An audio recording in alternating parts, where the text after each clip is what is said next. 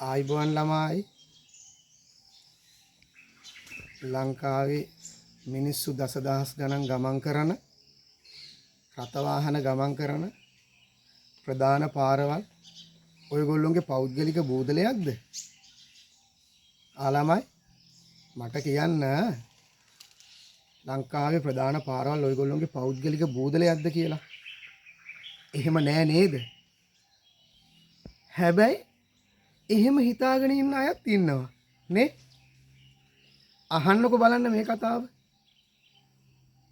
සමහර අය ඉන්නවා තමන්ගේ වාහනය ප්‍රධාන මාර්ගවල පාරේ මැදම පැයට කිලෝමීටර 25ක 30ක විතර වගේ වේගයෙන් බොහොම හෙමින් මාර්ගයේ මැදම වාහනය ධාවනය කරගෙන යනවා. පොඩ්ඩක් හොඳට බලපුවහම පේනවා එයා ඩ්‍රයිවිං කරන්නේ ජංගම දුරකථනයත් කනේ තියාගෙන කෝල් එකකුත් ගන්න ගමන් තමයි. එයාගේ වාහනේට පිටිපස්සේ දිග ට්‍රැෆික් එකක්. හැබැයි ඒ අයට කිසි ගාණක් නැහැ. කොතරම් ට්‍රැෆික් හැදුනත් එයා මාර්ගයේ මැදම හිමීට ධාවනය කරගෙන යනවා. අපිට කෝල් එකක් එනවනම් එහෙම මොනවා හරි හිමින් ධාවනය කරන්න අවශ්‍යයි නම් මාර්ගයේ වම්පස කෙළවරින් යන්න පුළුවන් නේද? හැබැයි ප්‍රධාන පාර මගේ පෞද්ගලික බූදලයක් කියලා හිතාගෙන ඉන්න අය යන්නේ අන්න අර එහෙමයි. ආබුරුද දැකලා නැද්ද එහෙම අය? තව පොඩ්ඩක් මෙහෙම බලන්නකෝ.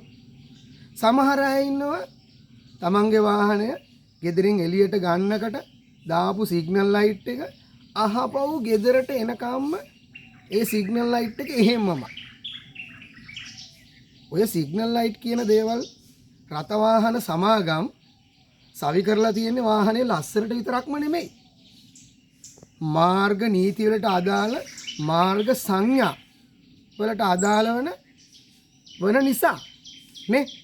වාහනේ ලස්සනට විතරක් නෙවෙයි සිග්නල් ලයිට් තියෙන්නේ.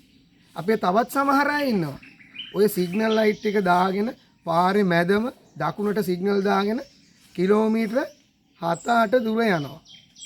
අර එයාට පිටිපස්සෙන් එන වාහන වෙලා හිතන්නේ මේ දකුණට හරවන්න තමයි කියලා.